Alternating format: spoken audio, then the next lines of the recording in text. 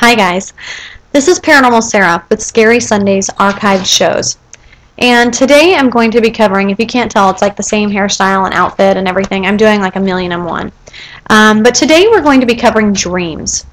It was a highly requested topic for Scary Sundays just because of the psychological value, with me being in the field of psychology. And, you know, honestly, dream and dream interpretation is kind of subject to your belief system.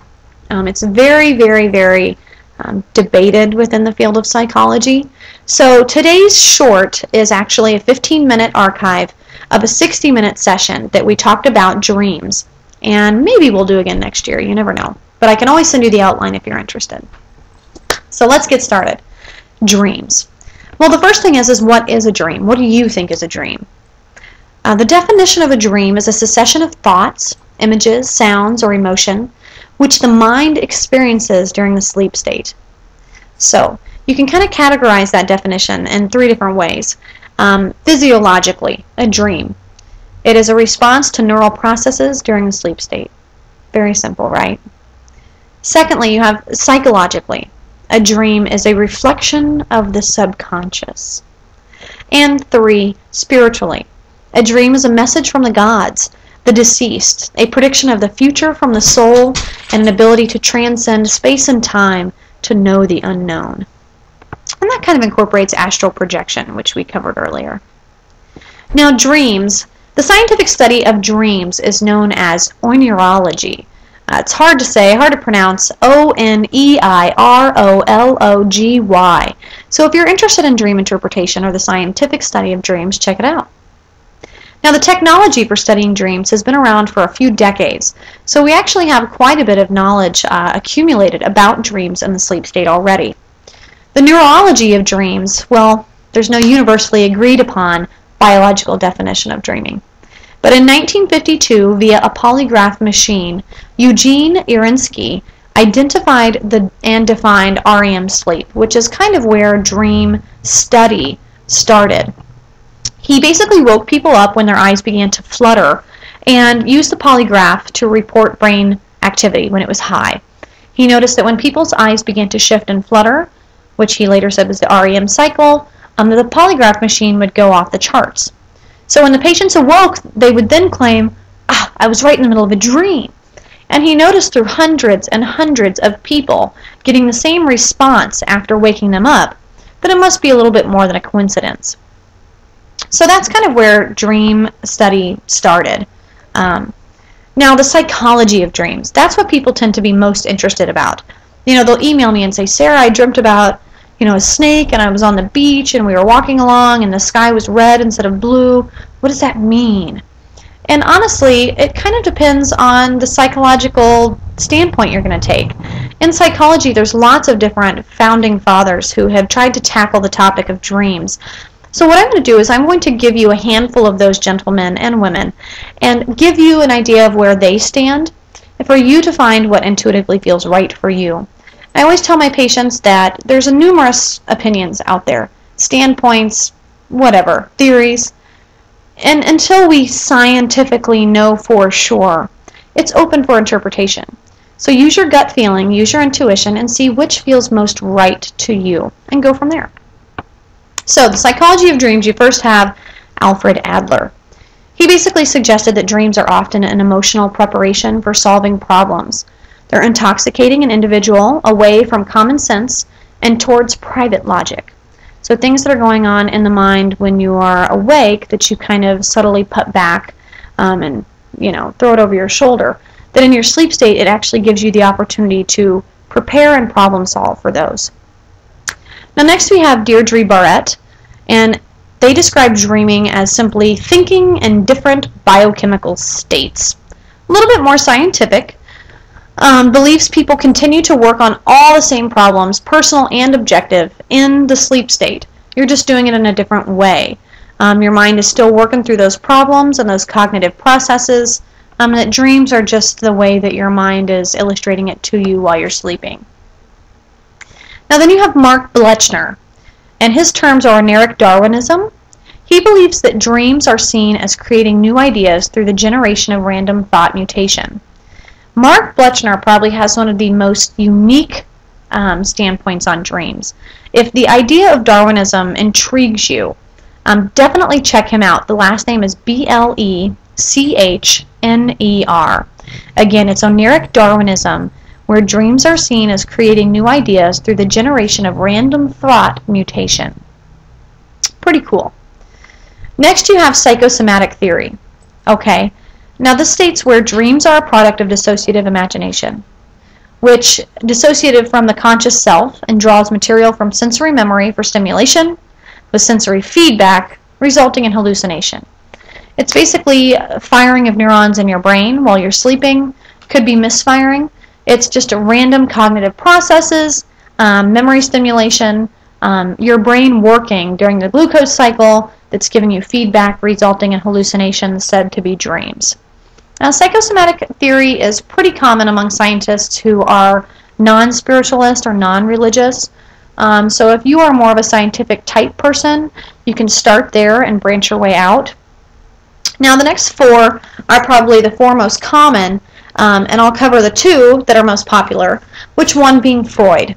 Now, Sigmund Freud suggests that bad dreams let the brain learn to gain control over the emotions, and that they're resulting from distressing experiences. Freud was all about psychoanalysis and the subconscious mind controlling the emotions. Whatever your dream symbolically was for you, it was a projection of what your innate impulses, behaviors, and emotions really are. I really like psychoanalysis.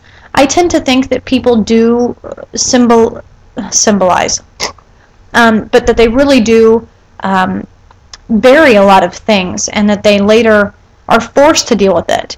And Freud really talks a lot about that. So if that's something that you find interesting, definitely check out Sigmund Freud. It's not always all about sex with Freud, just most of the time. Now, next you have Carl Jung. And Carl Jung is also a very, very, very common dream psychologist. His theories are pretty well accepted. It's suggested that dreams may compensate for a one-sided attitude held in the waking consciousness. Jung describes in depth a lot of things about dreams and how important they are to cognitive processes. Now, next you have Ferenczi. He proposed that the dream, when told, may communicate something that is not being said outright, kind of like a Freudian slip. It's basically bottling something in, and it's forced to come out, and it's your subconscious mind telling you, listen, you need to take note of this. And then lastly, Joe Griffin. Okay, and it's following a 12-year review of data from all major sleep laboratories, led to the formulation of the expectation fulfillment theory of dreaming. Now, Joe Griffin did a lot of laboratory research on dreams, which is why I value his opinion. It suggests that dreaming metaphorically completes patterns of emotional expectations within the body, within the autonomic nervous system, and it lowers stress levels in the mammal. People who don't dream have higher stress. So Joe Griffin really thought that this was a way that the body works its way through emotional problems, and it's kind of a survival mechanism, and in many ways it is.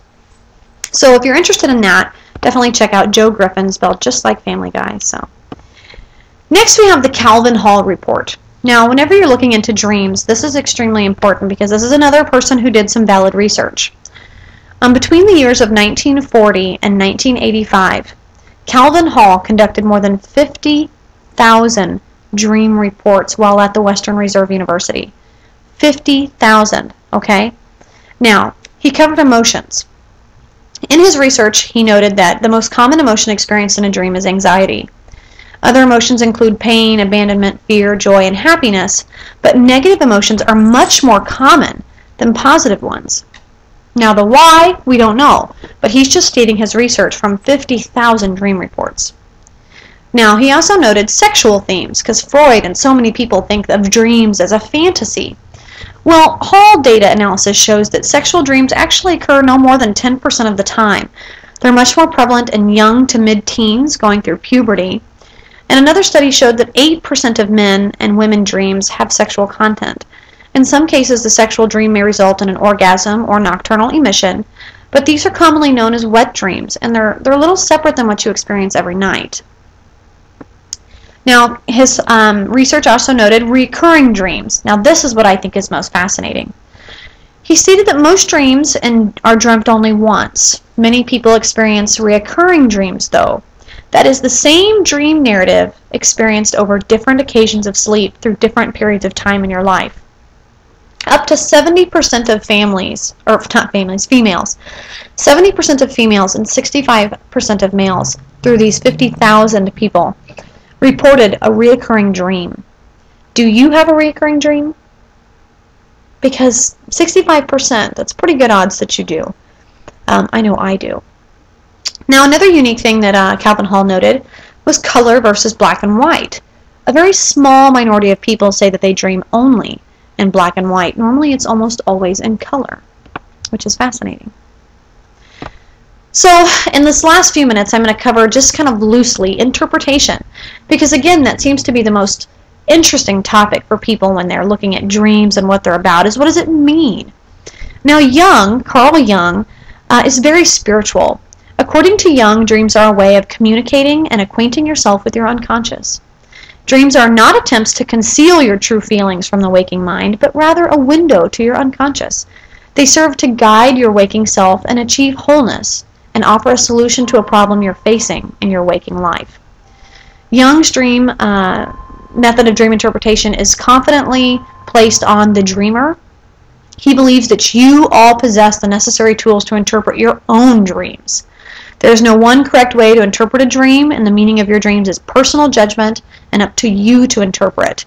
Carl Jung was very about finding the answers yourself and using your own mind to derive a conclusion. Now, Freud was very us versus us. He believes that dreams are very cryptic, dark, sexual. According to Freud, dreams always have a manifest and latent content. The manifest content is what the dream seems to be saying to you, a snake on a beach, but it's often bizarre and nonsensical. The latent content is what the dream is really trying to say, that snakes are symbolic of the devil and that therefore you should never go to a beach. Dreams give us a look into our unconscious. You do your best to interpret it by doing impulse answers on symbolism. Freud used a lot of dissociative thought. What does a snake mean? What does a beach mean? What do these things mean? And kind of deriving what those mean symbolically to you, and then deriving that latent manifestation.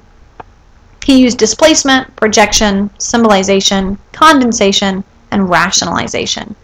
For those psychology students out there, you're probably bored to death with the fact that yes, Freud does a lot of dream research, and his Freudian psychoanalysis reigns heavy through that. So, we are down to our last few minutes. I really hope that you learned something. I hope that you acquired a little bit of knowledge about dreams, because ultimately everyone dreams. Okay, it's very important. It's a vital part of being a human being. Now, there is no absolute yes, no, or why. There are no absolute answers to dreams, other than the biochemical and neurological standpoint. The interpretation is left open to the dreamer, which I think is pretty fascinating. It gives you a lot of control. Definitely, I recommend to people who want to recall their dreams or have more control over remembering them, you can use hypnotherapy, do dream recall scripts. You can do guided meditation to help open your mind, and vocalization is very important. Literally saying, as corny as it may sound, before you go to bed, I would like to remember my dreams tonight. My dreams are very important. I want to know what you're saying to me. So speak clearly and allow me to remember. And now, of course, another very popular way to remember your dreams is to keep a pad and paper next to your bed, so that when you wake up in the morning during that kind of hypnagogic, kind of whoa state, you're actually able to recall and remember. Write down whatever comes to mind. And then throughout the day it might snowball or manifest in a way. You might have deja vu, or something might trigger for you.